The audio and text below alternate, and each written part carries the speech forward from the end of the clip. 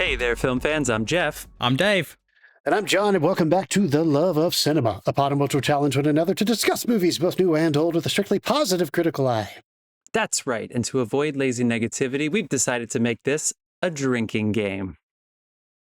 So anytime you hear anything negative at all about this film, about each other, about how Dave's voice follows me around and hits me in the balls like a tiny little hammer, you're going to hear this sound. That sound means we're taking a drink. And thank you, Mom and Dad, for watching our show. You'll also hear, as I hit him again. So, pour yourselves a glass as we watch a movie that's like someone sat with the crew and asked, what can go wrong during Tech Week? Cheers, guys. Cheers. I did find it funny. They filmed in the St. James Theater, which is one of the biggest theaters in New York City and one of the oldest. And I love when they're like, this 800-seat theater. I was like, guys, don't fucking lie to us. That is like a 1,600-seat theater. Don't you tell us that. Such a small, dumb gripe. Guys, we're talking about Birdman this week. Why? Because the random year generator spun 2014, a year we've been to once before. Do you remember all three movies? We talked about two before the segment, but guys, what three 2014 movies did we talk about when we used to do these monstrous, disastrous, debaucherous episodes? Because we are a real drinking show. That's my hint. We did Ex Machina. Yeah, that was one of them. And we did Nightcrawler. Correct. Yep. One of those might have come out in 2015, but it doesn't matter. And we did one that Dave's favorite movie, I think. Cared for very much. Do you remember? Yes, we did. That's for all of us. For the font. That was quite an episode. My friend Eddie, literally, he saw the font. Darren Aronofsky. He's like, I hate that. Yeah. That and Mother, just we gotta spend some time with those. Okay. So we're talking about the random year generator spun it. So we're going back 2014, the Oscar-winning Best Picture, Birdman, Michael Keaton, Edward Norton. That's gonna happen. If you're new to the show, we're going to rank the movie, or at least what we thought of the movie right now. So people on YouTube watching will see that little icon with us the entire episode. So if we hated it, we have to live with that for the entire episode. If we loved it, same thing. And we're doing a little mini year in review to let you know what was going on in 2014, to give you some context, which I think is pretty helpful for a film like this. So I guess that's it. John, you want to shout some sponsors out so we can get into this show? Sure. Carlos Barroso makes beer, and he gives them to us sometimes. He's the beer sponsor. See Barroso.beer. It's in the show notes. It's on Instagram if you want to go to that handle and like and love all of his beer-making shenanigans. We also have a music artist in residence who gives us the music of this episode, the previous episode, and every single episode we've ever done. That artist is Dasein, D-A-S-E-I-N. You can find the links in our show notes, or you can just go to wherever you listen to music and type in Dasein, D-A-S-E-I-N. Enjoy. All right, should we vote on this? Ooh, absolutely. Yeah. Let's do it. All right, so I'm going to give my drum roll, and then we're going to see what we each thought of the movie, but we can't defend ourselves quite yet. All right, here we go. Drum roll. 3, 2, 1. Oh, no. I actually don't see yours. I don't know why, but what did you guys say? I don't know why you don't see ours. It's right there. What did you guys say? Oh, I don't see that box either, Dave. Oh, let me turn that box on. There you go. There we go. 3 golds. Oh, Jeff. Interesting. Yeah, I said it was okay. You guys went full gold star, so you're going to have to talk me up. I'm ready to, you can talk me up. You can talk me up. Go ahead. I can't wait. We'll have to get to that discussion later. We're a positive show, and I said it's okay. So, we'll see how it goes. The party pooper. Jesus. Yeah, there should be a little bit of shit coming out of his mouth. Guys. That's great. Yeah. Okay. Well, I'm not going to defend it now. You got to wait. Check the show notes and scoot ahead if you're trying to get to your Birdman content. Guys, I'm going to do an in memoriam really quick. Okay. All right. You ready? All right. I'm trying to keep it under 3 minutes. Okay. So last week, a man named Terry Schreiber passed away. He was famously Edward Norton's acting teacher. Edward Norton's obviously in Birdman, so it's very prescient that we are doing this movie now, and it just so happens that he had just passed away. He was also my acting teacher for 4.5 years. I sort of heard of him through John. We were in an acting class with another teacher named Mary Boyer, who had worked at T. Schreiber Studios with Terry, and she also had taught Ed. So Ed was this looming presence in our lives. And for anybody who looked at backstage, the auditioning newspaper for actors in New York City for a long time into the 2010s. Yeah, Edward it used Norton's to be. picture, All it's got is film rolls now. Yeah, they do digital, but it's mostly film. Yeah. But there used to be a picture of Edward Norton in Brian Friel's Lovers at Terry Schreiber Studios. And that was how Terry would advertise his studio. And Edward even wrote the foreword to Terry's book. So anyway, Terry was a legend. He was around for 50 years. He studied under Uta Hagen. His first acting partner was a woman named Mary Louise Wilson, who was ancient, but she's a Tony winner and also a legend. And he was just such a nice man. I came from a very rough and tumble school of acting from college with John's also acting teacher and the man who haunts Dave's nightmares to this day from the other side at this point. Hey, he gave me a shoulder massage. He's fine. Well, when I was figuring out what studio I wanted to go to, I was like, who is Edward Norton's acting teacher? Like, who is this guy? He's got to be this like legend. He's got to be like Strasberg or Stella Adler, these people who were tough. He was the nicest, sweetest guy in the world. And he's the kind of acting teacher that literally would spend 5 hours a day, 4 days a week in a fucking black box theater just doing acting work. And that's it. And that's what I want. I want my ballet dance. I want to see the years. I want to see the bunions on the ballet dancers from all the years they're in it. And with Terry, he lived in the black box for 50 years. He was a legend. He was a very sweet man, and he pushed everybody farther than ever. And because I teach now, I use his anecdotes all the time. So R.I.P. to Terry Schreiber on behalf of everybody who loves Edward Norton and Peter Sarsgaard and all of your other students, and for keeping the New York acting scene afloat while Pay for Play and other sources try to ruin the study of the craft of acting. So to you, Terry. Cheers. Terry. Oh, man. What a teacher. I had his bag. He had this bag that he carried forever, like an old-fashioned, like it looked like it was in Barefoot in the Park. No, they auctioned it. So it was for like the scholarship. They had an auction. And so I just like it was like a Chinese auction. And so I just put all my things because I was like, why doesn't anybody want this old-ass crumpled up bag? I don't know. It looks fucking weird. I'll take it. And it turns out it was Terry's bag. And so every time I would bring it to his class and be like, it's my bag. That's a random ass story. But anyway. I still have Terry's bag somewhere. What a guy. Nice, dude. Anything else you guys want to say before the year in review? I don't want to just talk my way through the episode here. No, you good, man. Let's get into it. Why stop 2014. Yeah, what's happening? Why stop now? All right, 2014. We like to start with the box office, so I'm going to do that now. I don't know if you guys are going to get this. What do you think the highest grossing movie at the 2014 box office was worldwide? Definitely not domestic, but worldwide. That's the hint? Not domestic, but worldwide? What? Is that a hint?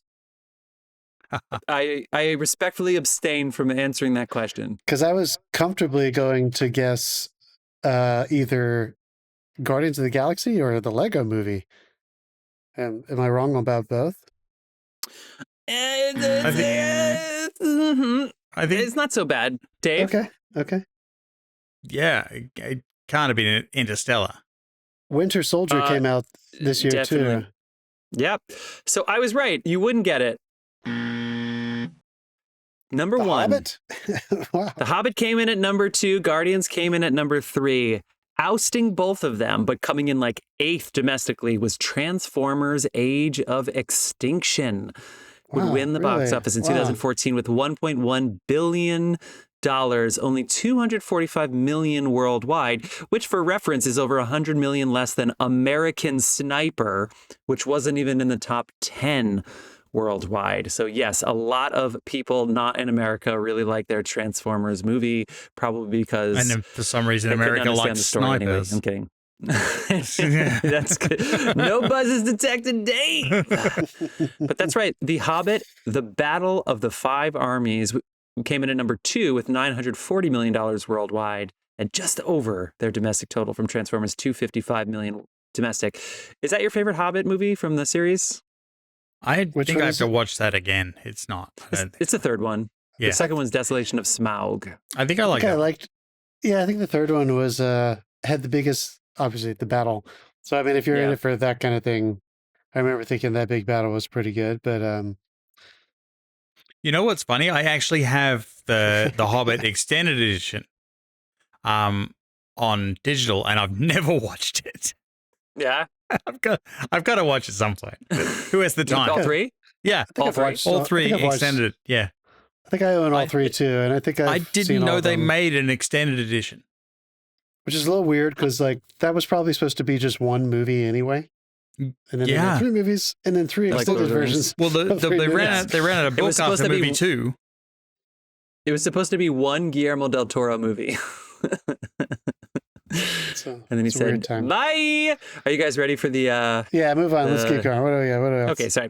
The Hunger Games Mockingjay Part 1 comes in at number 4. That has some of the worst acting I've ever seen in my life, for sure. Not so bad. I mean, Philip Seymour Hoffman's pretty good in there, but... The trailer for the new one... Trailer for the new one dropped today. It looks really good. Students. Oh my God, Julia Gardner was a T. Schreiber Studios student. How about that? Dude, multiple Emmy Award winner. Is so good. That's cool. Yeah. She went there. She's such a good actor. I don't know if she studied under Terry, at least not for much, but she was in the studio. Anyway. Nice, man. The Hunger Games. I just never believed that she cared about PETA, and that whole thing was like PETA's a weapon, and that kid could not act that, man. It just couldn't act, and she couldn't act like she was in love with him. So I'm sorry, the movie fell apart. Number 5, Maleficent. Maleficent comes in at number. Never saw it. I never saw it either. It looked pretty good, but $750 million. X-Men: Days of Future Past, pretty good, pretty fun. $747 million. That one. Captain America: The Winter Soldier comes in at number 7. You guys called that out. That was pretty dark. That was a dark one. Yeah. Dude, the first time I saw that, I hated it. Not as dark as Civil War. Might be the best one. I went there in the wrong frame of mind. And Do you mean like the best origin story or the best of the whole series? I think there's a lot of people who do like that one for the best movie, whatever that means. Yeah. Like the most dramatic film. It was the first time they introduced that side where they were going to take Captain America, which was not what I think a lot of people were anticipating. And they just kept leaning, doubling down on it. But the first time they introduced that, you're kind of like, this is not the guy that fought in World War II, or is it? It's not the dude that we thought he was. I think he has the best series. I mean, Iron Man 1 and 3 are great. 2's fine, but I think his series is really good. And part of it is because of Sebastian Stan. His buddy situation with his nemesis is pretty good. What's that, Dave, excuse me. What's that guy's name? What's Sebastian Stan's character's name? Bucky? Yeah, Bucky Barnes. And what's his superhero name, his villain name? It's the Winter Soldier. The Winter Soldier? He is the Winter Soldier? Okay. Thank you. Fuck, it's been a while since I've seen it. And he's now in the new Avengers? Yeah, right. He has, he did get brought in with the Avengers, yes. And they call him the Winter Soldier, even now he's good now? They call him Bucky. They just call him Bucky. Okay, I'm here. And he's a senator for a bit. He went on to be a senator? Shut the fuck up. Are you serious? Seriously. Oh, God. Because you can do anything and still be a senator. You can't. I do love Sebastian But you can't run for governor of California. Yeah. That is different. You can be, he was my password for a while. Number 8 here is Dawn of the Planet of the Apes. Dawn of the Planet of the Apes comes in at number 8. Number 9, The Amazing Spider-Man 2. That is Andrew Garfield's second and final Spider-Man movie. And then Interstellar, Dave, comes in there at number 10 with $647 million. And out of all of these movies, the one that has the biggest percentage of the domestic share is actually The Hunger Games, I believe. Yeah.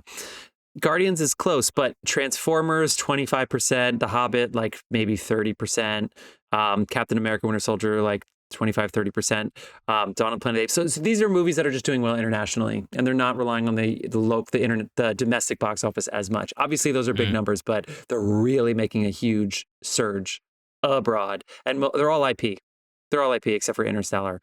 And Maleficent is not a franchise. Guardians was the first of its kind, but it was still in the universe. So that's where we are there in 2014. A couple other movies that made some money. How to Train Your Dragons 2. American Sniper, like I said, made $547 million. So kudos to Bradley Cooper, who produced it. Clint Eastwood, who directed it. And Godzilla. John, you remember we saw that? This is the Bryan Cranston one. Rio 2, Teenage Mutant Ninja Turtles, and then the Lego Movie comes in at number 17, John, and Lucy and Gone Girl and Edge of Tomorrow all in the 360s. So that's pretty damn good. That's it. 22 Jump Street was fun, and 300 Rise of the Empire came out. Any other movies that you guys want to call out? Definitely Jon Favreau's Chef. Oh, really fun. like that movie. That's a good one. How about Wild? I know you're going to get to the Oscars stuff. Why don't you do the Oscars stuff, and then I'll call out some others if you don't talk about them. Yeah, I'll do that. Cool. So basically, Birdman won 4. Yeah, like everything. It won the main awards, but the Grand Budapest Hotel also won 4, including Alejandro Despot's score, and it won production design and things. But Birdman would win the big ones, and Iñárritu was a top-billed executive producer, which means he actually got an Oscar.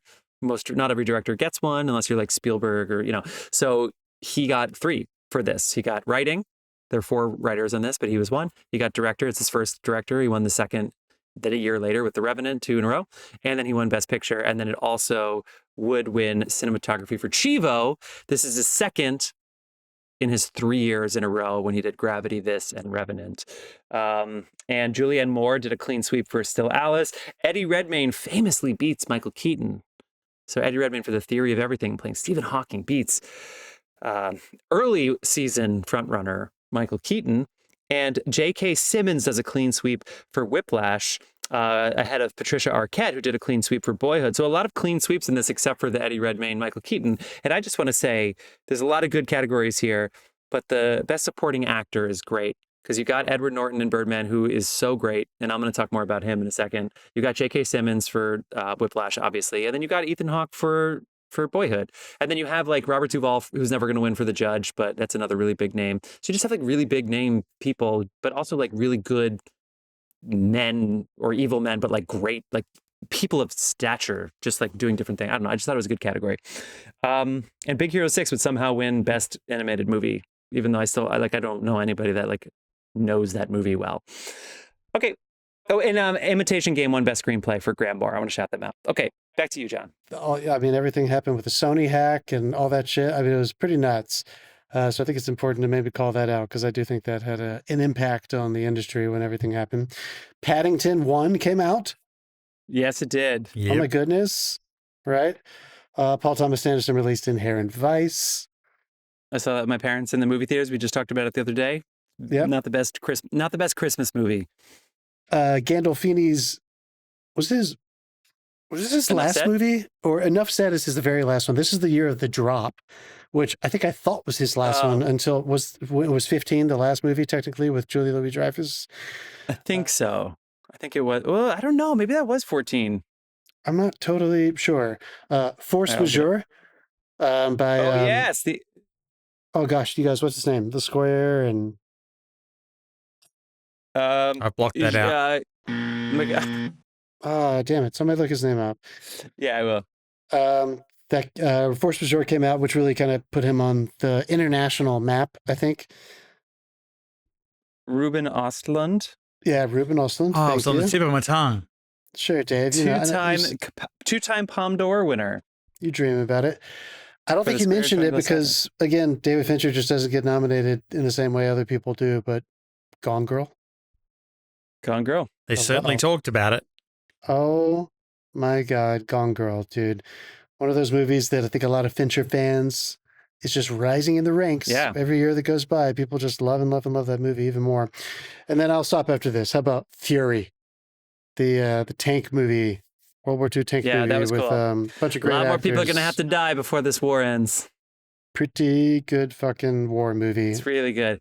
Okay. I just want to shout out some comedies really quick. 22 Jump Street came out this year. And I also love that like some YA stuff, like Fault in Our Stars and Divergent would never be in the theaters like with that kind of press. They both made like $270, $300 million. Divergent and Neighbors came out this year. Was fucking terrible.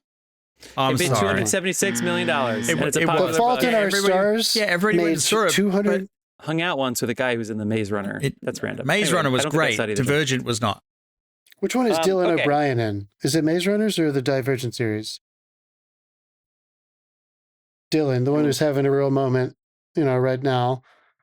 He was just in that Sam Raimi movie with Rachel McAdams. I know. He was in Friendship, that one I saw earlier, the Twinless, that great movie earlier this year I told you about. He's having a real moment.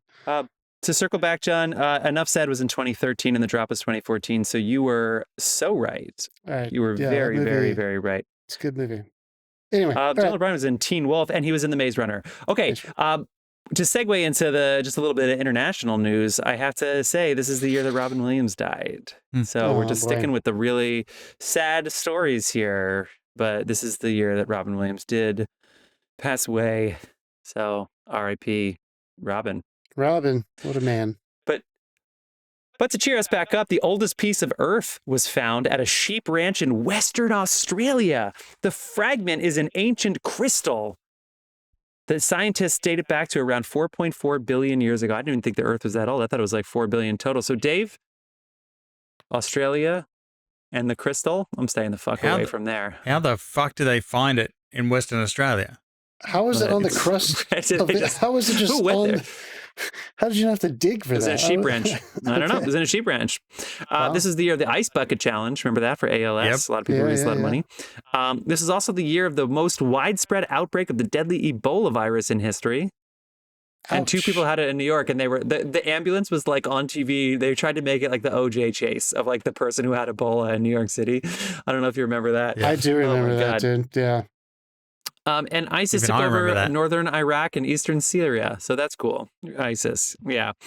How about this, guys? Do you remember the Malaysia Airlines flight MH370 disappeared with 239 people on board? Yep. Which generated the wildest conspiracy theories. They're still fucking looking for it off the coast of Australia.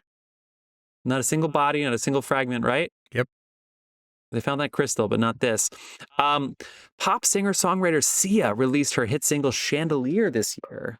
Talked about Maddie Ziegler a couple weeks ago, the dancer in that video. Guys, Gangnam Style came out this year.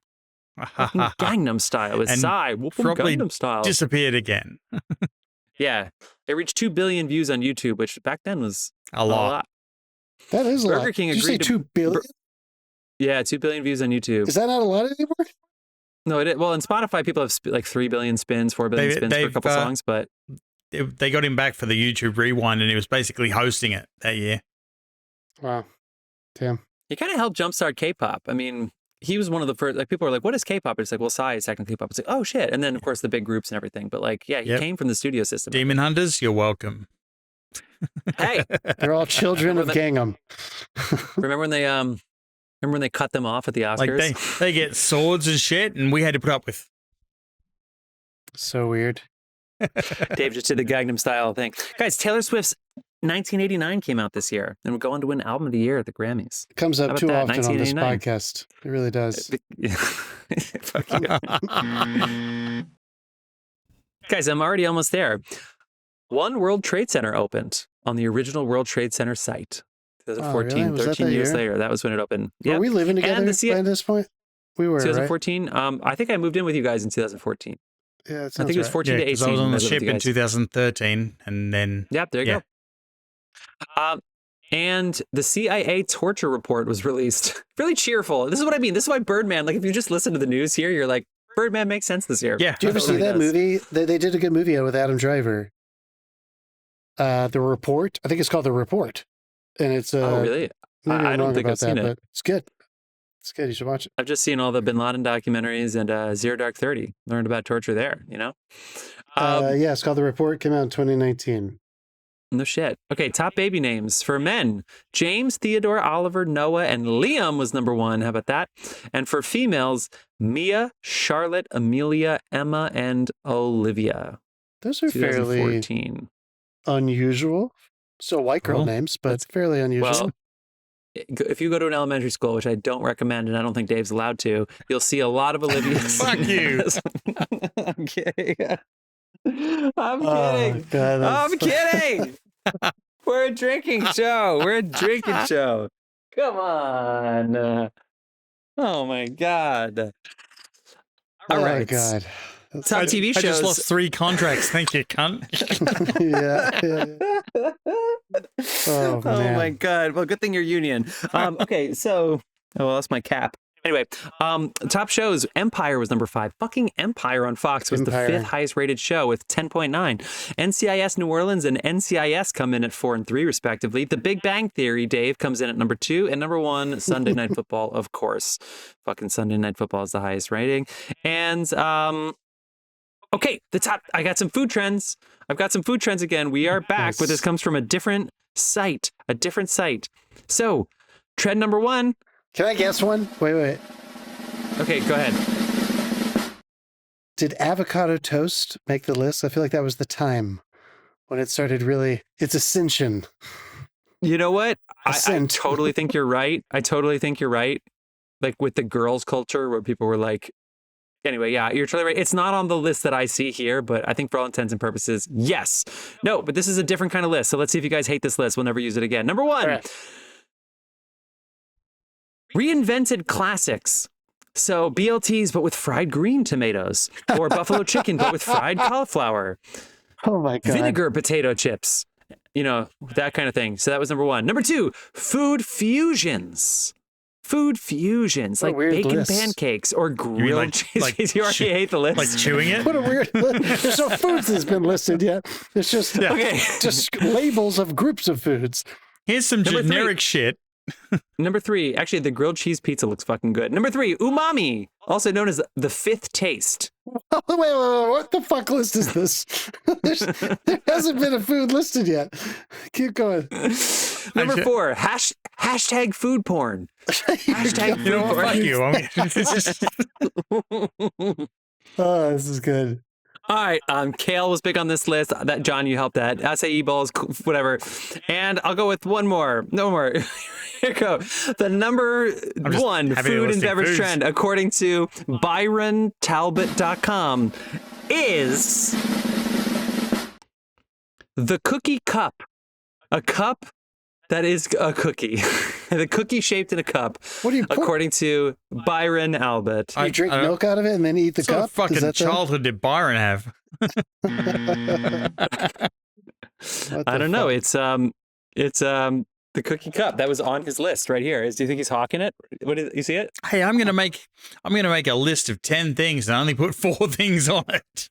Honestly, that was pretty funny. That was good.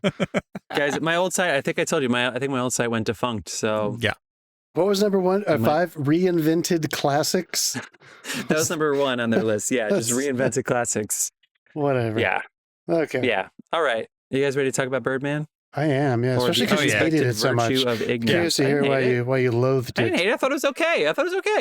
I think when people say something's okay, they're just being nice. They actually hated it. Yeah. No, I didn't hate it. No, that's not the case for me. Okay, I'm going to read the IMDb description. We're going to send it around the horn. What'd you think? What'd you feel? No stuffy criticism. Here we go. Birdman, or the unexpected virtue of ignorance. I bought this for $4.99. Of course, of all movies to buy, I got the one that I put. Dude, you're so like, okay. I tuned in today and it was not $4.99 anymore. So did you buy it immediately after our last episode when we pointed that out? No, I should have. I bought it on Friday. Damn, dude, it just went away. Fuck. 3 days ago. I just want to say, just before we throw in too, I was looking at the $4.99 bin on Apple TV this week. The digital stuff, their $4.99 selection is next level at the moment. That's a great segment. Really? Let's put a pin in that because I feel like we should maybe have a segment for like Apple and Amazon. $4.99. Dave, let's make a deal. Ben, do you have the list up by any chance? No. I'm looking it up now. You said it was Apple, not Amazon? Yeah, in Apple TV, the app they have in the store, they have a $4.99 bin. I don't Weirdly, know if I trust them more list. than Amazon. I don't know why. I'm not pulling up a list really easily here. So if you want to pull it up, let's do it. All right. Starting next week, what she said. Tune in here. Yeah. For your deals on licensing from Amazon or Apple. Yeah. Okay, here we go. Don't worry, it's not permanent. How many times have you seen this movie? Dave, you've never seen this movie all the way through, I've seen this movie 3/4. And now 1 time in 3/4. Wait, right? Buzz John. Now 1 time in 3/4. Okay, yeah. I hope you fucking finished it this time. I did. John, have you seen it since we saw it in the theaters together and then spent the entire subway ride home just quoting Edward Norton?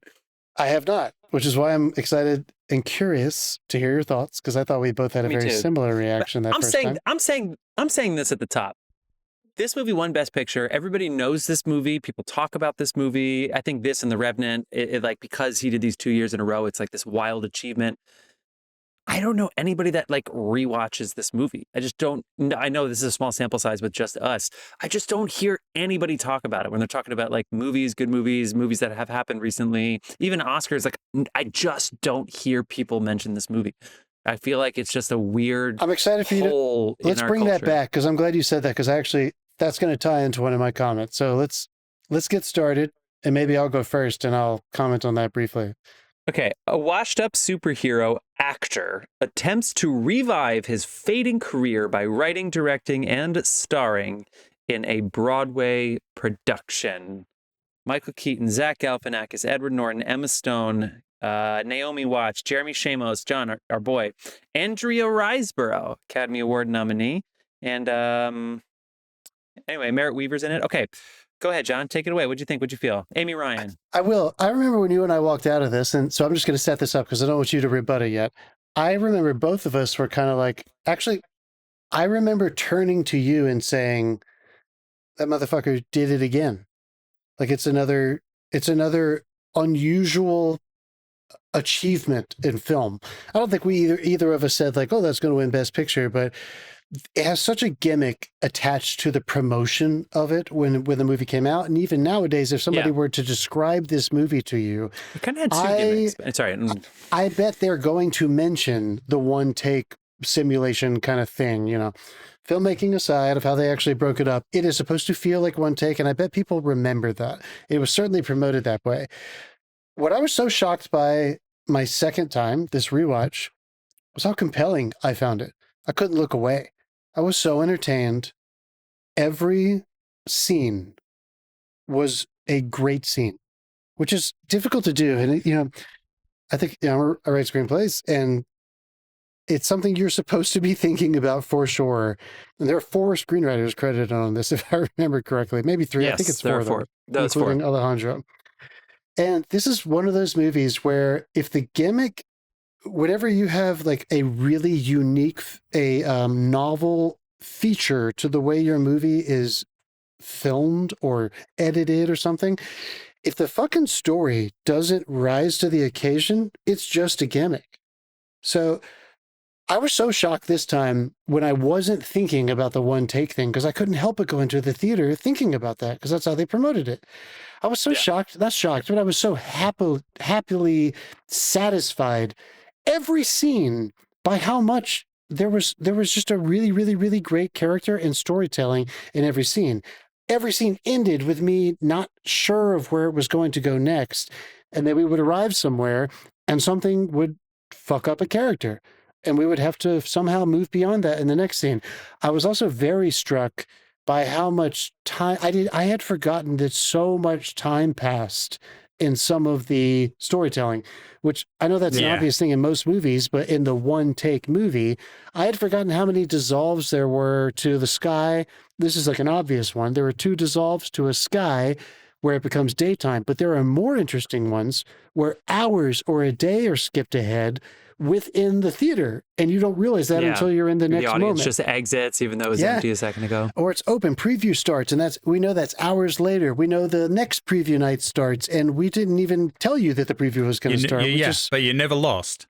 Exactly. The fucking grip on the filmmaking, I was just really shook by it, and I know I can't really say this objectively, but I felt as just an audience member, like kind of enjoying the watch. I didn't think about the filmmaking. I was just compelled by the story this time, like genuinely kind of on the edge of my seat for a movie that almost has no suspense other than the ultimate story feature, which you learn from the get-go of, is he going to be able to open this show successfully? Of course, there's suspense involved in that, but it's not a suspensefully edited in the traditional sense. It's not a Hitchcock. It's not a thriller. It's not John Grisham. It's not that kind of thing. It's very dramatic. It's very character driven. This is a fucking movie about a theater on Broadway where the show isn't going very well. That's it. And it's about the guy that's trying to get it off the ground. And the actor's having a meltdown. And the actors having meltdowns. I was so struck by how compelled I found it. I think I also have a little sentimental nostalgia being over here in LA. I haven't done theater in a very long time. I miss New York. I miss the world of theater. There was a bit of me that when, in the wonderful scenes in the bar down the street between the critic and the actors, I was really chewing that up. I was just like, oh my God, I kind of miss being in the town where they call people who sell Hollywood bullshit fucking whores. I kind of miss being in that environment a little bit. They don't anymore. I can tell you that. Because Disney's just taken over. They're like, come here, Hollywood. Come and boost our numbers. Sure. I just really enjoyed it. I had forgotten how what's Hollywood going to say? No, they're not doing anything at the moment. Yeah. My only critique that I'll admit, and I am not going to say who or when, but there are some moments when you can tell the one take feature creates a little bit of a performative nature to some of the performances because they only have one take to get it, in a sense. Of course they did more than one take, but here comes the camera, you be ready, hit your mark and say your lines. And there's a couple moments that feel a little performed. But I would not be surprised if Iñárritu actually kind of wanted that in some moments. And I'm not even sure why. That sometimes it was okay for it to feel a little performed, a little theatrical. And other times it was fucking in the pocket, voyeuristic. The camera just happened to be there, capturing this really fucked up moment that was happening backstage where no one was supposed to be listening. I loved it, man. And, sorry. So full circle, my actual last comment is, you're right, dude. I have never pressed play on this movie since seeing it. It did feel like a little bit more of that art house kind of thing. I've watched Whiplash, Gone Girl, and Interstellar way more times since 2014. But rewatching it this time, I felt like I had permission, because I was so entertained, to press play on this again without too much pressure on myself. I had fun watching this. It was not an art house film for me. I had fun. Dave? Dude, for someone who works in theater, and I work in theater a lot, this is the amount of stuff that is in this for actual theater workers is a next level. Like, I've seen people get into fights backstage. I've seen all of the stuff they've like. I didn't see a light fall out of the ceiling. I wasn't there that night, but I've heard of it happening. It's so funny. Like some verisimilitude going on there, some real intense specificity of New York theaters and the shit that happens and how shitty they are and how Also, you never say it's going well on final night of previews because you always end up naked in Times Square. Yeah, like it's just a rule.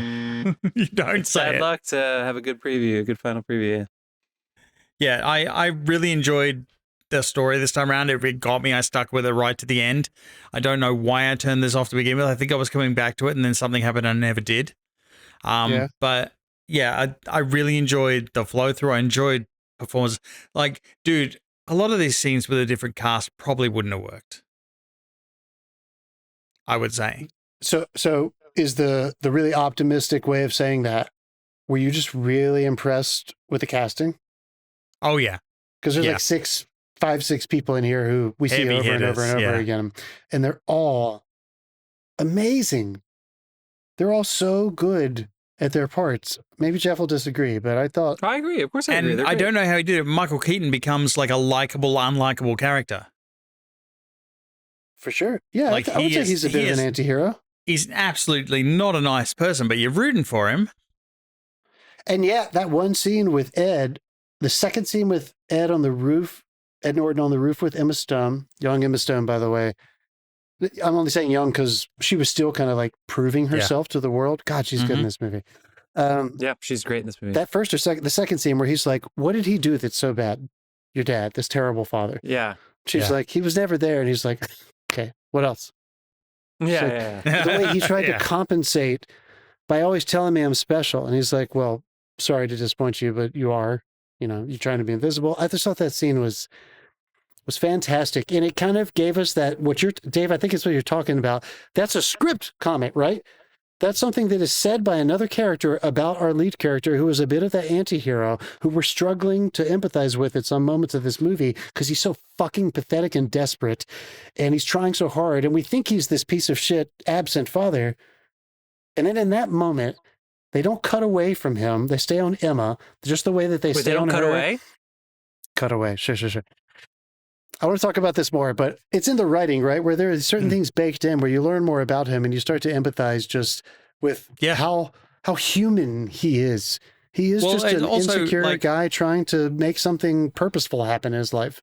This really plays on, the writing of it really plays on how addictive fame can be. And when your moment passes and it starts to go away, you do get a disappearing sensation. And you do fight to get it back because it's like performing on stage every night is addictive. It's super addictive. And do you think that, I'm sorry, I'm just going to go ahead and dive in, Dave. I feel like on the page, he has the scene with his wife where the anecdote where he says, I was on that plane ride with George Clooney, and I felt like if the plane went down, it would be George Clooney died and nobody would care about me. Yeah. But in almost every other page, it is a man desperate to be taken seriously as an artist.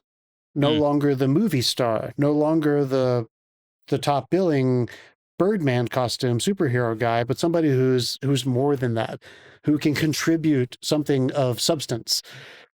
I love that contrast. I love that contradiction, because I don't think you're ever quite sure until the last act what is motivating him. Like, is he just like mad that his career only yielded a superhero character and he wants to be famous again and successful? Or is that voice in his head, who he is fighting with the whole time, more truthful? Because he keeps telling the voice who tells him to be famous that you're already famous. Why are you doing this? You're a movie star. He tells Birdman to shut the fuck up in every scene they have together. I don't want that. I'm miserable. True. I was sad. I hated fame. I don't want that. I want something more. But he has that one story about George Clooney that makes you think, he's like, he's deluding himself. Yeah. He's still going for that adoration and that vibe you get. All right, Jeff, why did you hate this movie so much? I didn't hate this movie. Stop.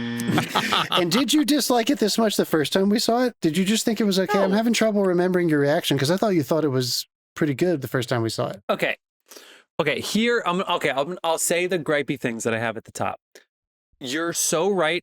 I think you're mentioning the really good dialogue moments. There's a bunch of dialogue moments that I don't think are that great. There's a lot of lines that I think are a little cheesy and a little, I don't know. There's just like a lot of some dialogue lines that are really cheesy. I think the play kind of sucks, the actual play that they're doing. I know it's based off of a real play and some of the dialogues are real, but every time they go on these monologues about love and stuff, I can't connect to them. I'm so sorry I can't. And the second gimmick is that Michael Keaton played Batman, and this movie's called Birdman. So there's two gimmicks in this movie.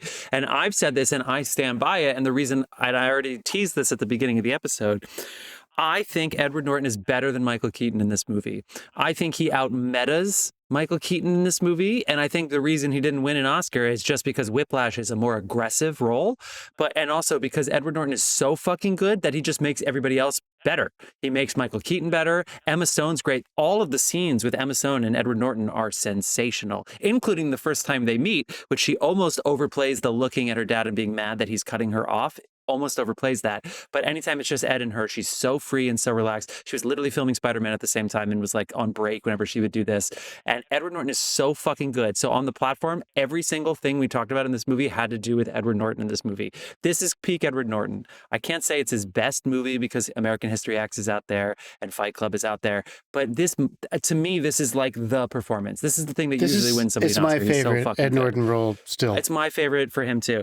His fitting, where he's fully naked, when he's actually hard on the bed and goes, let's really fuck, and don't call me Mike, as there's literally going on stage. And then, of course, our favorite moment, the fuck? And he was like, nothing on this stage is real except for this chicken. So I'm going to work with the chicken. I mean, it's so good. It's everything about it is so good. The truth or dare sequence is so good. I love Edward Norton in this. And last but not least, there's there's just like a couple little cheesy things, like the reporter scenes, you're right. But then they say like, you're going to be up here and you're going to say whatever you're going to say, but he's up there and he's trying to make something for himself. And I'm like, God, he sounds like a mom talking about her child. I was like, there's just like a couple of those dialogue things that are a little cheesy. So that's it. You're talking about the scene, reporters or the scene with the critic? The critic. There's like, and I know that it's real and I know that's granted. I just feel like the way that they use the words was like a little cheesy for me. So anyway, I want to praise the movie because I do like the movie and there's a lot of good stuff to talk about with it. But I think the double gimmick didn't do it for me. The Birdman, you're Birdman. I get it in the theory that it's like, this is what's haunting him, but it doesn't have that coolness factor for me or that sinister character. I don't know. It kind of doesn't. We should maybe point out too that this movie is the rebirth of this second act of Michael Keaton's career. Sure. He had taken a lot of time off and he's kind of in everything now. And then he did end up reprising Batman. Yes. And you know what I would say? I would say what this did is it gave us my favorite post-1980s Michael Keaton. I think in Spotlight, he's sensational. I think he hits that right on the head. And I think that was his next movie after this. I think it was 2015. I could be wrong about that. Yeah, no, I think you're right. So this is great. I think the latter half of this movie, he is so dropped in. But I think basically the decision, he makes the decision that he's going to do what he does at the end. It's an old movie, so we can spoil it. He is going to attempt to kill himself or whatever that means to you if you think it's different. But like, he's going to do something in that world. But I don't know if it was as easy early on for him to struggle with all that stuff. Maybe you disagree. Maybe I need to see it a third time. What's really funny is that decision was such a minor part.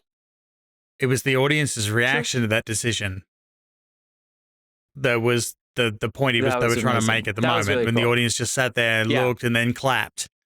And then the curtain comes in and they got rave reviews because he blew his nose. Obviously, it's brilliant. The people are brilliant. And there's things about Michael Keaton I like. I love his reaction when his robe gets caught in the door. And I think my favorite moment in the show that doesn't have to do with Edward Norton is when he's walking back in the theater and obviously the sex scene's going on forever. And he's going to be like, what do I do? And he goes, knock, knock, knock. And he's like, knock, knock, knock. I was like, really? You're going to do the knock? And I just thought that was so fucking funny. So that was like peak Michael Keaton. But him alone with the Birdman voice for some reason just didn't do it for me. Okay, I want to praise the movie from now on and get me up. Maybe I'll like. Well, I guess I want to ask score by the end of this. I guess I want to clarify that that's kind of what I was alluding to with. There are moments of this movie that don't feel realistic. And in the earlier part of the film, and there's such a gigantic filmmaking gimmick going on the whole time that I think it's impossible. Even though the people who think about long oneers think, oh, it's going to make it feel more realistic. There's something, for me anyway, about when movies do that where I know that it's impossible for this to feel realistic because it had to all be staged. You've immediately taken out the immediacy of editing. So I know everything has been staged to death and rehearsed. It only took 2 weeks to edit this. Right. And it's a movie, not theater. So even though we It was never going to win Best Editing over Whiplash. Come on.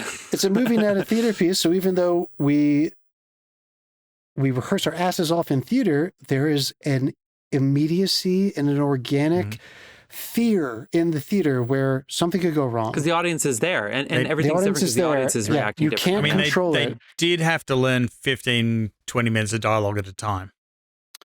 So for the shots. For me, I think that and maybe I'm giving Iñárritu too much credit here, but there were moments that are so much more realistic than other moments. And I know he only had like 19 or 21 days to shoot this. It was a very tight shoot.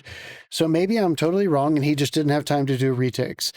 But there are so many moments that feel theatrical, that feel a little over the top, that feel a little unbelievable compared to some of the more grounded, intense moments that I guess there's a part of me that kind of like, it created a little bit of the dream for me that movies and contemporary movies have trouble doing sometimes. Everything is supposed to be so natural and realistic now. That dream thing that gets created very easily in like old Hollywood films where it almost feels like a heightened version of reality. This feels, for the first 2/3 of this movie, this feels like a heightened backstage drama to me. It almost is unbelievable the way they talk to each other, the things they say to each other. They leaned into that too, though. Like when he's trashing his dressing room, he pulls the bookshelf down. Yeah. And then they pan away, and then they come back, and he's picking stuff off the floor, and none of the books are on the floor. That also is, like, they do a good job playing with that of when he does things in his mind, he's actually doing doesn't actually do it. Yeah. Or some version of it, he's doing some version of it in real life, we're just not seeing it. Yeah, so I guess there's a sentimentality to the backstage story, the theater thing, the romance of that, the artistic struggle. The archetypes are so obvious and they're so clear, right? The guy trying to get his groove back, the actress who's opening for the first time in her life on Broadway. She's been struggling her whole life and she's in her 40s. The asshole character actor. Yep, we know those people.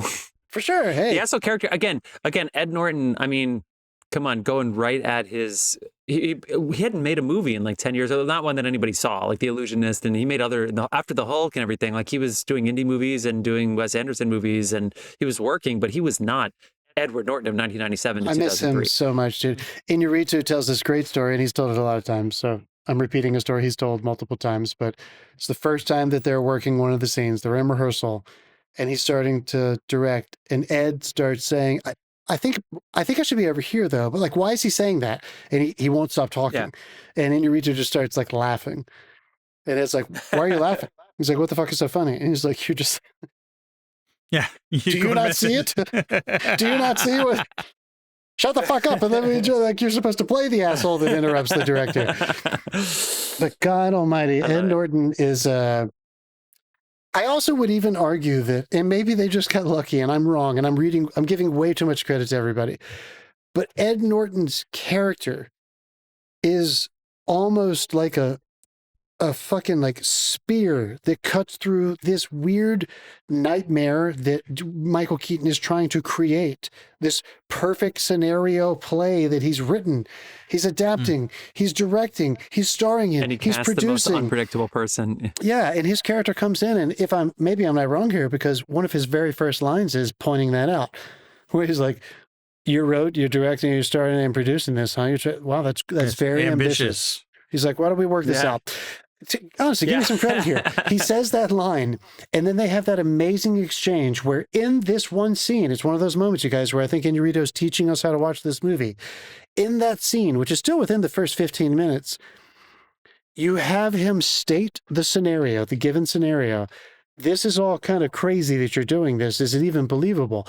And then he says, well, let's make it believable. Let's go to work. Put the fucking script down and just talk to me. And by the end of that scene, it's that first frame, those cheesy fucking lines are believable. And then, they were and then totally he says, should we do this? And I don't know, I'm still curious about whether or not that's intended. Really all of this is intended. Some of this stuff is supposed to be over the top and not believable. And then it's supposed to earn its believable moments. And we're not even sure if this whole fucking thing is subjective or not. I know there's a camera that's floating all over the place, but I don't even know if I'm seeing reality. Yeah, sure. Dude, I want to say two things, and then I want not just a camera. There was a whole crew running with that camera because they had LED lights and reflectors. Well, I want to ask you about the camera in a second, but I want to say two things. Number one is my other joke was going to be about how Dave looks like a turkey with leukemia. Was that Naomi Watts' line? Whose line was that? It's when he says, no. It's when he's talking to Birdman. He's like, how can I be a Birdman again? He rips open his shirt, says, I look like a fucking turkey with leukemia. It's so good. And my other thing was, because this is only my second time seeing the movie and the last time was so long, I remember that you see the drummer one time. He's walking. I think, twice. Well, maybe at the beginning. It's at least twice. Is the beginning? Yeah. Okay, anyway. Okay, fine. Beginning on the sidewalk and then in the hallway when he's going inside. Okay. Fuck everybody. This movie, for me, became The Shining. But instead of the boy Danny looking and finding the twins, it was me being like, "Where's the drummer? Is the drummer around the corner? Is the drummer around the corner?" So actually, I had a suspense watching it the second time because it's, "Where's the drummer? Where's the drummer? Where's the drummer?" That's my speech. Now, another the filming because the camera was small. Sorry, John, you can say another thing, but the camera was small, so I was surprised because I see all the pictures.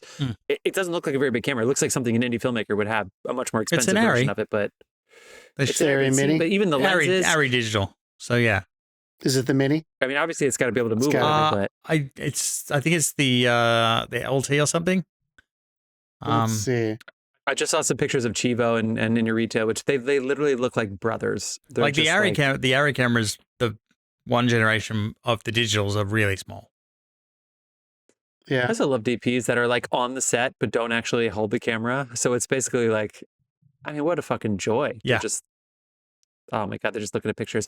Dave, do you have any idea how do they do? I'm sure there's composites and stuff. The extras, especially the audience members, like they're in, they're out. There's 1,000. There's no way they did. Maybe the outside scene had a lot of extras, but all of a sudden they pan around and there's just all these people in the seats that are very alive. This is sort of pre the AI. You can hide cuts in the pans. Sure. There's about 16 cuts I think they've found so far through this movie, but I'm pretty sure they were just putting a cut somewhere in the camera movement. And match. Did they actually fill the theater once and just get different angles? Like, how is it that you have an audience that comes and goes? Yeah, I mean, I guess the audience was probably a day call. Yeah, what are you saying? The better one is for me was the mirrors. The mirrors are cool, dude. That cleanup, I cannot.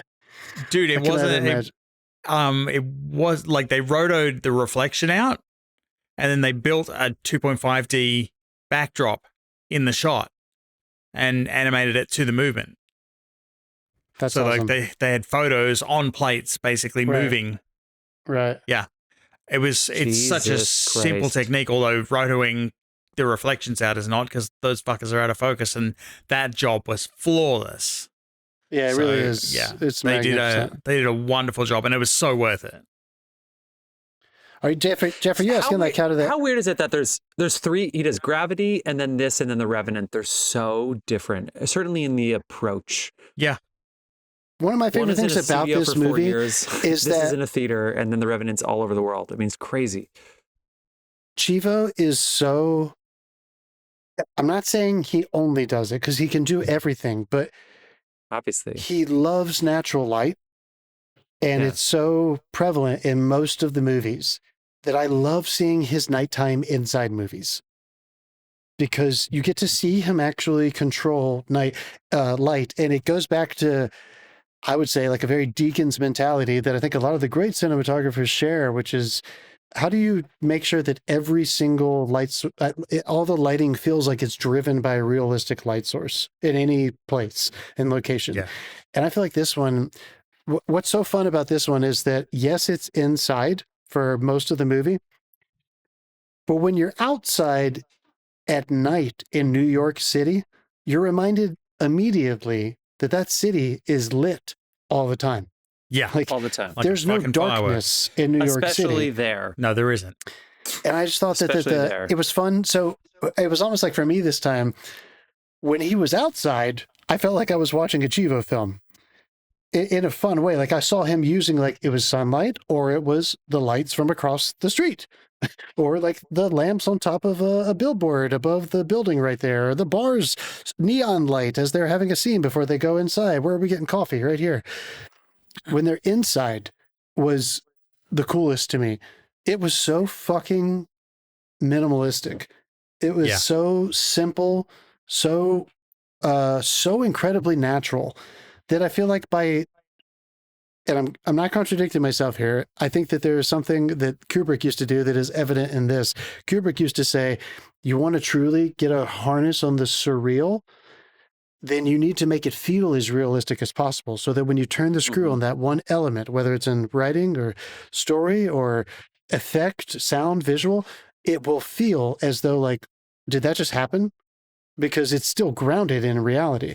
And I feel like this movie does that extremely well, which is why I think they get away with, we haven't really talked about it yet, but the Birdman element, his superpower element, the voice in his head. How did you guys feel about how that worked this time? Because I remember going into the screening the first time thinking too much about that. I was anticipating some kind of, is he a superhero? Is he not? Does he have superpowers? Does he not?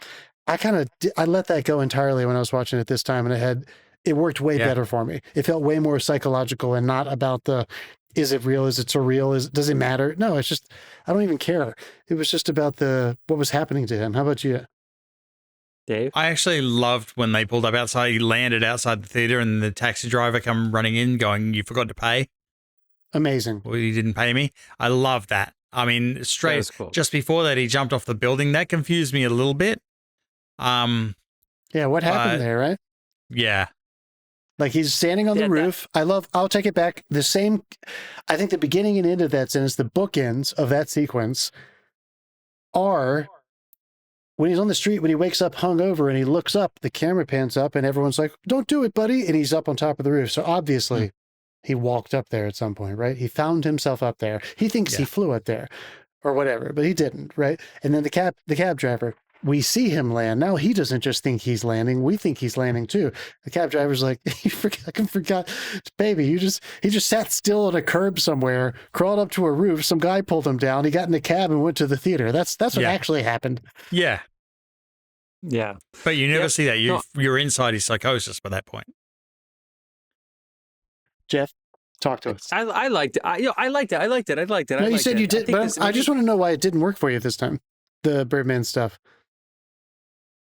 That stuff I didn't even love the first time I saw it. It's just there's something about the voice and the way that it's mashing on him, and maybe the sound quality that they chose to be the Birdman voice seemed very dramatic. It seemed like something that would be in like a wannabe dark superhero movie, which is maybe their intention, but for some reason it just didn't.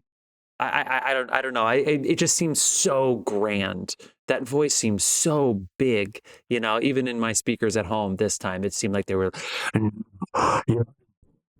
like this huge sound. I'm like, oh, I don't know. There's just something about it that seems so grand. Yeah.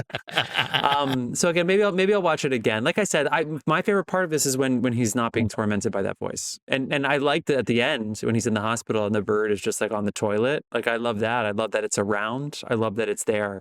But the voice in the head, for some reason, I was struggling with that. I can't really put into words. No, I get you. I mean, I understand that. I think that for me, I still was able to kind of sort that into that area of, I know that this is highly affected and it's not supposed to be something that goes down like really smooth and easy. It's supposed to be very noticeable and absolutely. How about this? Batman. How about this? We know he's spinning out. We know he's spinning out. And I feel like that was obvious. You know what I mean? So back to the gimmick thing, you were like, he's Birdman, he can't shake this character, and he's going insane. And the Birdman character's talking to him, and then you have this voice looming in him. It didn't seem like the most unique or interesting choice. It seemed like the obvious choice to me. I don't know. I'm reaching. I know. I still think it's good. As he gets closer to opening night, Birdman becomes more real as well. Yeah, exactly. And I like that. That's cool. I like that. But I know what you're saying, and more like just psychosis. Yeah. I do wonder if they considered just literally using Michael Keaton's regular speaking voice, because we know it's him, and we also remember because they're being very current with cultural events. That has to be a play on Dark Knight, right? But isn't it weird that you said one of the gimmicks is Michael Keaton? One of the biggest differences between Michael Keaton's Batman and the Dark Knight's Batmans is what? He did not change his voice the way Christian Bale did for when he became his Batman, right? He talks nowhere in hockey pads. Michael Keaton just like lowered his voice. I want you to tell your friends about me, right? It's just a little lower, but it's not a super effective voice. His was a harsh whisper. Anyway, that is no. That is all your points are real. But all the points you're making are the reason why I think a lot of people do have trouble with this movie. Why it does feel like an art house kind of thing, because there are some things that are such obvious affectation that they are hard to swallow as a natural realism kind of movie. You're thinking about it being a movie while you're watching it. I think a lot of people have trouble with this movie because of the ending. Really? I'm okay. I actually like the ending. I'm okay with it. But what do you mean? Are you talking about like literally the last shot, or just like pretty much the fact that he doesn't even die? The fact that it's just completely ambiguous. I don't think it's ambiguous. I think I actually remember saying this in the theater. Like Emma Stone is not looking at an eagle when she looks out the window. Like it's very obvious. She thinks her dad jumped out the window, and she looks up and then smiles and laughs. Like she sees her dad. Like I'm sorry. Am I going crazy? Like it seems to me that's what they wanted. I think she went insane from seeing him splattered. What do you think about if that's the case, I missed the moment where she saw him splattered. But maybe okay. I like that, Dave. It's cool. There were two images that struck me this time that I really forgot about after seeing it the first time. The meteor, the theme of impending doom. Yeah. Part of me wondered if she saw him dead on the street and then looked up and was like, "Thank God, I don't have to worry about life anymore." Oh, that's interesting. That thing was just heading straight for New York City, and she was like, "Here we go. All my problems are about to go away." I'll push that one aside, though, because the meteor was actually less memorable to me this time than because in the trailer, you can see the reflections of the meteors in the window too. Oh, cool. So there was a different shot. So impending doom. Oh, you're saying literally, and that's interesting. My favorite image, though, and I love the symbolism. I love it on the page, and I love the way they executed it. And I completely forgot about it. Was the jellyfish. I did not remember. Oh, yeah. I forgot about that, too. That subliminal cut in the title sequence. I totally forgot about that. And then I forgot about his story. And I forgot about when it comes back, when he's really losing his mind in the third act. And they just show you, it's not a subliminal image. It's maybe a second, 2 seconds of the beach. Wait, which story? Where after he says to his wife in the second scene with him, when the opening night is going well and he's decided to kill himself. Yeah. She comes and visits him and she says, you seem unusually calm. And he says, I am calm. Do you remember our last anniversary party? She says, when you fucked that girl in our bed. And he's like, well, don't concentrate on that. Yeah, he says, the way you kicked everybody else out. He said, after I never told you this, but I went to our Malibu house after that. And I went out on the beach and I was looking at the water and I decided to kill myself. And I went into the water and I tried to drown myself. And that's when I felt on my back and I realized I was covered in jellyfish. And I went, so this idea of this guy, he can't even do that correctly. The pain, he can't even escape. Are there jellyfish in Malibu? You get the right water temperature, they can be jellyfish anyway. Yeah, I think they're everywhere. Not like those Australian jellyfish, though. Yeah, it's pretty much the same. Jellyfish. Yeah. No. Not the ones you're talking about. Not the box jellyfish. The ones not box and not the giant ones. What are those huge ones called? It doesn't matter. Anyway, the symbolism of both of those things, I feel like are maybe the skeleton key for the ending. That it's either telling you, because they're telling you two different things, right? The meteor is saying impending doom. And maybe literally impending doom for everybody on planet Earth, and him included. While the jellyfish are saying something different, right? They're saying, we're not going to let you die. You can't escape that easy. You can't. Your daughter can't. Everyone has their bullshit and their stress. Ed Norton says he pretends everywhere except for being on stage, yet he's not actually happy even when he is on stage. So I love the contradiction of that as well, which I thought, like, I don't know, it just really worked for me this time, which, Dave, honestly, it lends to your ambiguity that you're talking about. I don't think it's clear what happens at the end because I don't think any of the themes lead you to believe that it's going to be one outcome. Yeah. Do you think he just sat there and went, I'm going to start a fight between groups of people for years? And just leaving this ending? He's the kind of filmmaker that eats that shit up, right? I mean, he's also the guy who made Bardo and Babel. I think even at the end of The Revenant, like, does he die at the end? Probably, but you're not sure. He just looks in the camera and it goes to black. And sure. Babel's a little ambiguous. 21 Grams is fairly ambiguous. I don't know. I just feel like he loves fucking with shit like that, which is maybe another reason why so many Oscar voters acknowledged it and they were like, "That's Denis." Don't listen to me. Just fucking buzz me and just don't even let me talk. Just don't even let me speak. I was like, wait a second. He's not French Canadian. As soon as I said that, I was like, fucking hell. Let me ask you this question, Jeff. Dave, you too, of course. But beautiful. There we go. I got one. Did you laugh? Did you find any moments funny? Did the comedy get you? Occasionally. Any other time? When he jumps out of bed during that scene and he has the huge boner and the audience is laughing and they're just freaking out on stage, like what, like you see, and he's so proud. He's so proud of it. he's just doing his scene, but Michael Keaton's reaction to it is fantastic. That is good. That's really good. Yeah. How about you, Jeff? Out loud this time, not as much. When we saw it the first time, absolutely. I think the ones this time got me were when he just gets naked during his fitting with like literally Emma Stone in the room, who's a child. She's of age, but like she's 19, but he just gets naked and it's like, what? It's like, and there's something about the way he's reacting, behaving in that scene was really funny for me this time. And then Michael Keaton going knock, knock, knock got me really good. All the other Eds I remembered a lot of the other ones, but the knock, knock, knock was so fucking funny to me. Why does he say knock, knock, knock? Why does he say that? Why doesn't he just shout at them from the back of the theater? So funny. And he's like stomping his feet while he does it. That's really good. Zach Galifanakis didn't make me laugh, but I was really compelled by him. He's very good. He has far more range than the Hangover films would have you believe. Well, the way his status as the asshole producer, it's like he could be in Only Murders in the Building if it were a more dramatic, prestige-y kind of indie thing. Like I was really surprised by him in that. It was I've seen him in a lot of things now, and I'm like, wow, this dude has a lot more range than I gave him credit for. He was great. He's just so charismatic, but so serious and so self-serious in this movie. It was really cool.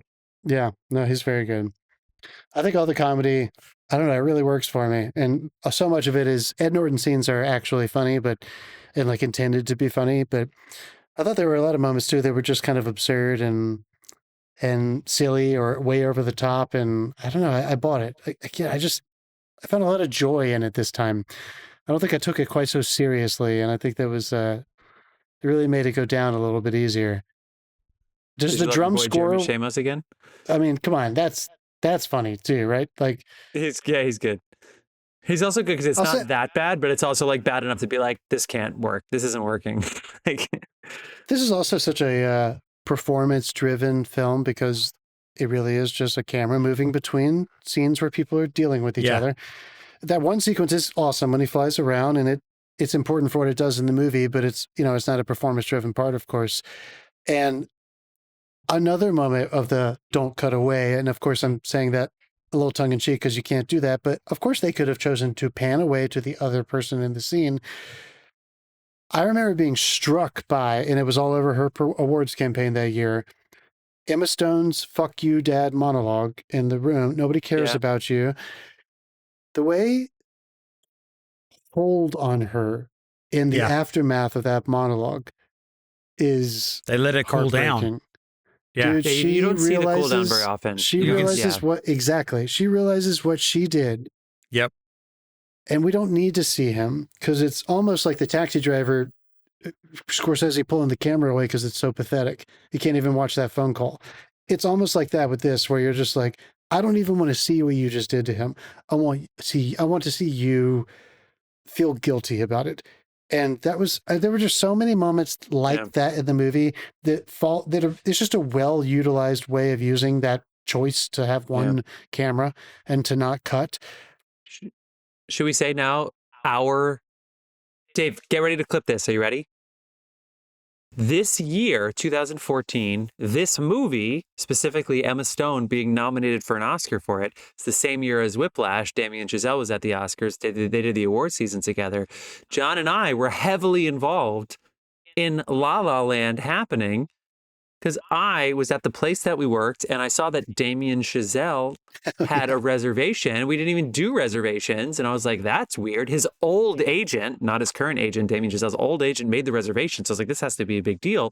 And they said he was meeting an actress. And I was like, fuck yeah, it's probably going to be Emma Watson, who is rumored to be in his next project. And then Emma Stone walks in this fucking restaurant and we saw her all the time. So we were almost like accustomed to seeing her come in, and we saw Damien Chazelle's, I don't know if you were there, I sat them, because I was the host that day, I sat Emma Stone at Damien Chazelle's reserved table for their La La Land meeting. Nice. Fuck yeah.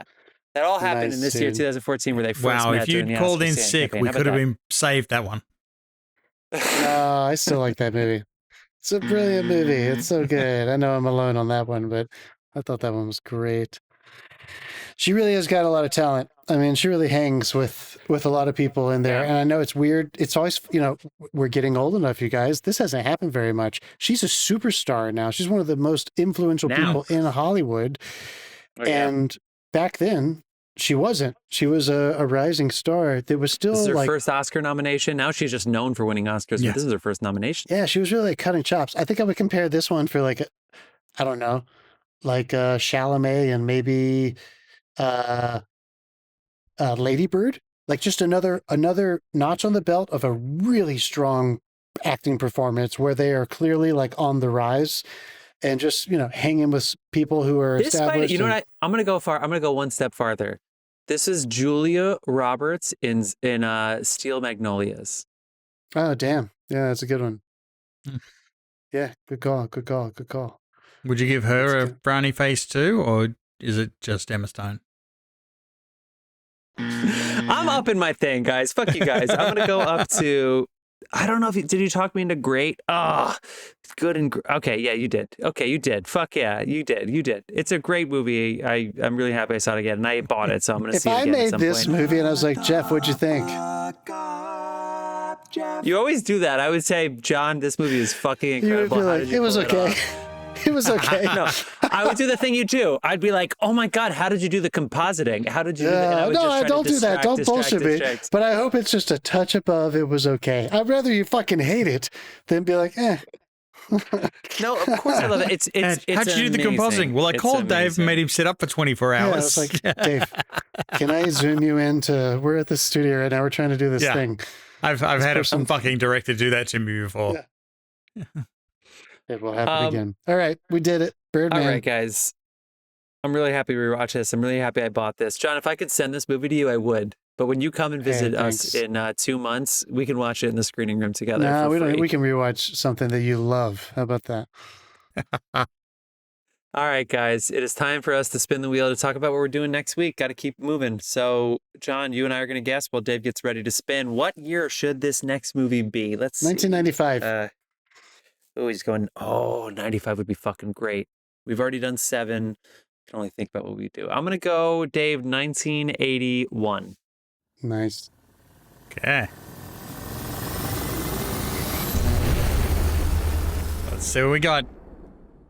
86. Ooh, close. 1986. We're bouncing back and forth at the moment. The year of Top Gun. Highway to the danger zone. All right, we're not going to sit here and Google movies. We're going to tell you what we've been watching this past week. And then at the very end of this episode, which is only going to be in a couple minutes, we're going to tell you what 1986 movie we're doing next week. Dave, we'd like to start with you. How's it been going? You've been banging out some shows, some movies? I mean, I'm up to date with all my stuff. So having run out of new stuff like Daredevil and all that, which is going great guns. So just porn. I just turned on some porn and put it on repeat and, you know. Mom and Dad, thank you so much for listening to the show. I really appreciate your support. No, I went back to Firefly because they just announced they're bringing the original cast back for the animated series. We just talked about Firefly recently. Why did that come up? I don't know. It's awesome. But they've got the whole cast back for an animated series. So I went through again and I'm going to finish it up with Serenity. And not yet, but still working through Firefly. Nice, dude. Just shrinking the pit, caught up on that. The only thing that I sort of started that is worth noting is Billions. I never watched. You started it. Any of that show, and I'm really enjoying it. I'm just trying to decide if I want to watch 6 or 7 seasons of a show. It's just That was me. Well, it's the guy. Speaking of Edward Norton, it's the guys that famously wrote Rounders, and they basically built their whole career on that. Like they went all in on it. It did well, and so they did a number of series. One of them was Ted Brian Koppelman was one of the writers, and I forget. Yeah. They did another show before, and then Billions was like a big hit. They did a couple other things. But anyway, I was the same way as you. I was like, I really like this. Do I need 70 episodes? But I really like it. But I'm going. How about you? Okay. I love The Pit, obviously. Very busy week. I feel like I was flailing this week. But so, Pitt caught up. Is one more episode. Can't wait. Okay, so I watched a docuseries. Fuck you guys. It was pretty fun. Okay, so it's called Trust Me, the False Prophet. And I'm just telling you guys, if you like cults, this is good because it's small. If you like cults, step through the gate. The story is so good. So I hope you saw Be Sweet, Pray and Obey. Be Kind, Pray and Obey, that other FLDS. It's the fundamentalist Latter-day Saints that believe that this person is the prophet. Even though the world is enormous, of course, this guy that only talks to 100 people is the prophet. So anyway, he goes to prison. And so it's almost a sequel to that. And then nobody knows what to do. Everybody's kind of spiraling. And then this other guy just says he's the prophet. And then all of a sudden he's got like 22 wives and 3 guys that just fund his life. And like there's clips of him just like hiking. And then they eat him. Like, these people somehow like said like we're going to document this, like people need to see that you're the prophet. This guy thinks the Queen of England should accept him as the prophet, and he's so full of shit, and it's so fucking obvious. That ship is sailed. But then you have all these like girls that really believe he's the prophet and the wives, and it's fucking terrible. But it's 4 episodes, and I could not stop for 4 episodes. But it also has the Netflix thing where they told you too much too early, like I am. They're like, he's the false prophet. He thinks this. And I'm like, but then they like go back, they like give it to you to try to hook you. And then they go in and then they try to sprinkle in like I feel like it's just such an obvious like Netflix show now, the way that Netflix shows have to be structured, a la Matt and Ben talking about it and how everybody's talking about it in World War II. But anyway, but I really like that. I'm sure I should watch some more narrative content because we're a movie podcast, but that's what I did. Okay, let's listen to some Dasein for like 10 seconds while we pick what movie from 1986 we're doing next week. Don't go anywhere. Stay tuned.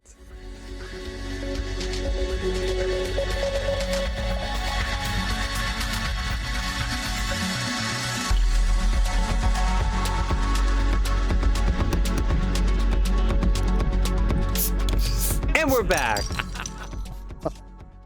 I just overloaded my microphone for sure. Nah. What a year. It's such an interesting year. We had so many choices to talk about. But we decided that we need to give Jeff Goldblum as much love as possible. So we're doing a Cronenberg movie. We're doing The Fly. The Fly. The Fly. All right. Think of, how much did Rian Johnson think about The Fly when he did the episode The Fly for Breaking Bad? I don't know. It always makes me think about Mike Not at all Pence. if you compare the two. Mike Pence.